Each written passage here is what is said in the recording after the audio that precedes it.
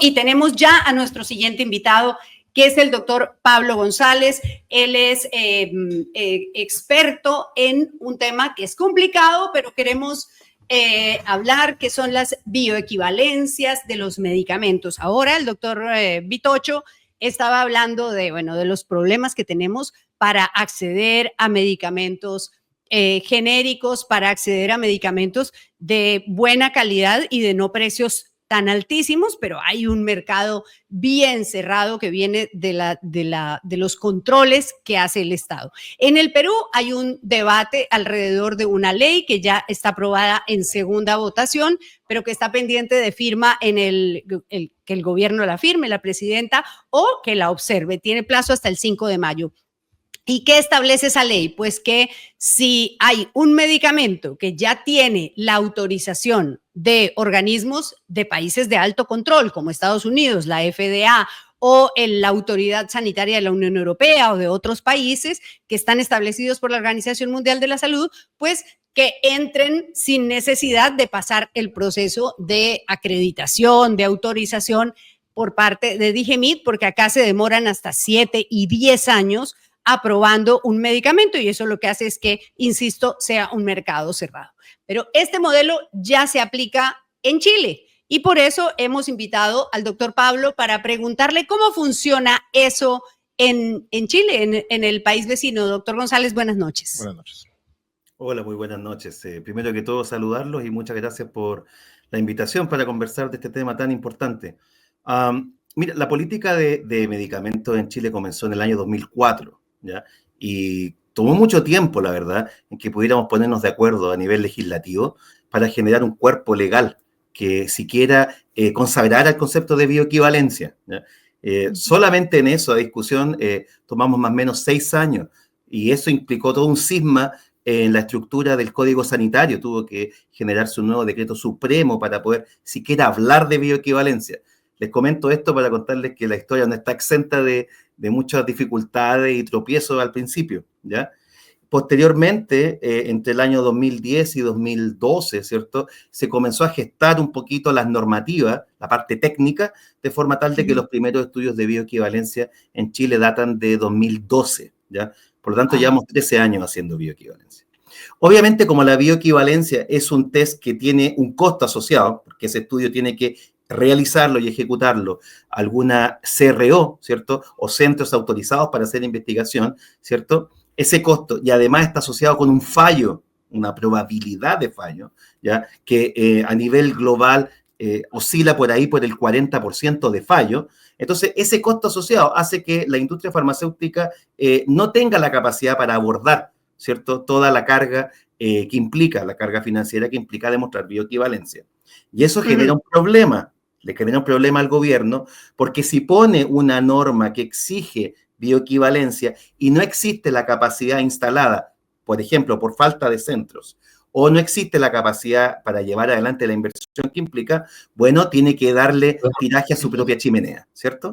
Por lo tanto, eso genera la necesidad de abrir el mercado al ingreso de medicamentos bioequivalentes con los estudios, ¿cierto?, realizados y previamente autorizados por entidades que se conocen como de alta vigilancia sanitaria, como las que tú mencionabas, FDA en Estados Unidos, EMA en Europa, pero otras también, Health Canada, Australia, Japón, etc.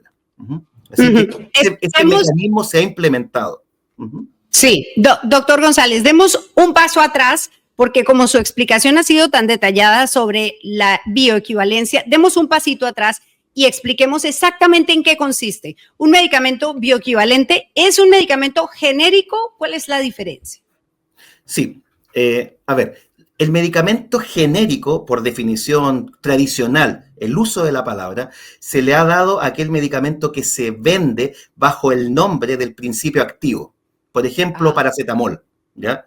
Sin embargo, paracetamol, 500 miligramos, existen múltiples marcas, ¿ya? Algunas se venden diciendo paracetamol en la caja y otras se venden como, qué sé yo, Quitadol u otras marcas. ¿Me explico? Entonces, el medicamento genérico es una copia, ¿ya? Esa copia se puede fabricar una vez que el medicamento innovador, que ha demostrado seguridad y eficacia mediante ensayos clínicos, toma muchísimo tiempo, muchísimos billones de dólares en poder realizarse, ¿cierto? Una vez que ese medicamento pierde la patente, que es la protección de la exclusividad comercial, ¿cierto? Se pueden generar las copias. Ahora, estas copias no van a pasar por el mismo proceso, porque de lo contrario no tendríamos probablemente copias, Claro. sino que pasan por un proceso abreviado. Y ese proceso abreviado tiene como punto fundamental o central la demostración de bioequivalencia. ¿Y qué es la bioequivalencia? Es el estudio universalmente, digamos, respaldado y considerado como la manera de demostrar intercambiabilidad clínica entre el medicamento genérico y el medicamento innovador o llamado también de referencia.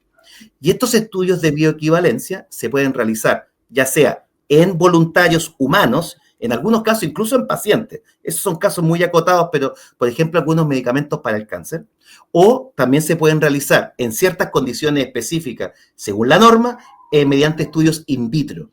Pero son estudios comparativos. En esos estudios se puede llegar a dos conclusiones. O el medicamento genérico pasa la prueba y por lo tanto es considerado bioequivalente y por ende genérico intercambiable, que es la denominación que ustedes le han entregado en el Perú, o no pasa la prueba y por lo tanto no demuestra bioequivalencia y tiene eventualmente o un tiempo para reformularse, o sea, solucionar el problema técnico que lo llevó al fallo, o simplemente sale del mercado. O sea, se cancela ese registro sanitario. Doctor González, ¿quién determina la bioequivalencia o quién debería determinarlo en este caso? El organismo estatal, el laboratorio que produce el medicamento y finalmente cómo que el usuario final, que es el que finalmente interesa, cómo tiene la certeza, la confianza de que está, consumiendo un medicamento que no es el que el médico le recetó, pero es igual. Sí, a ver, la bioequivalencia es un test regulatorio, ¿ya? Por lo tanto, eso lo recalco porque implica que, y el por qué muchas veces, ¿cierto?, nos quedamos sin bioequivalente en el mercado. La bioequivalencia es un test regulatorio, por lo tanto, es exigido por la entidad regulatoria del país. Eso es lo primero. En el caso de ustedes, ¿cierto?, por DIGEMID y a su vez encargado por el Ministerio de Salud, ¿cierto? En el caso nuestro por el ISP encargado por el MinSal, ¿cierto? Eso es lo primero. ¿Quién la ejecuta? La ejecutan centros que se conocen como CRO o Contract Research Organization, ¿cierto? Que son entidades privadas, ¿cierto? Que ejecutan estudios, pero estas entidades para poder ofrecer y vender estos servicios se someten a procesos de auditoría y aprobación eventualmente de parte de las mismas entidades regulatorias que van a posteriormente recibir los estudios que emanan desde estas CRO y los van a revisar y eventualmente aprobar, ¿ya? Así que son privados los que hacen la inversión para ejecutar los estudios. Y el laboratorio productor, ¿cierto? El fabricante es quien le paga el estudio a la CRO, ¿cierto? En búsqueda de lograr, digamos, responder la pregunta de que si su producto es o no es bioequivalente. Doctor González, usted nos ha dicho, bueno, que su país, Chile, tiene esto, ha empezado un proceso largo, difícil en el 2004 y estamos en el 2025, pero digamos en el 2012 ya han tomado viada con este mecanismo y ya lo están aplicando. Y entonces quiero hacerle unas preguntas que se han generado en el Perú alrededor de esta ley que pretende permitir el ingreso de estos medicamentos. ¿Ha sido beneficioso para los pacientes? Es decir, ¿tiene sentido que uno pueda decir, bueno, este medicamento para el cáncer o para una enfermedad rara que aquí no tenemos y que ya tiene la autorización de la FDA, bueno, déjenlo entrar? ¿Eso ha repercutido en beneficio para los ciudadanos en Chile? Efectivamente, efectivamente. Hay que entender que este mecanismo que se está proponiendo y del que estamos conversando ahora no es un mecanismo únicamente o único y exclusivo del Perú. Es un mecanismo que se ha implementado prácticamente en todos los países de Latinoamérica y también existe en los países de alta vigilancia sanitaria. Pensemos que existe intercambio comercial, ¿cierto?, entre Europa, Estados Unidos y viceversa.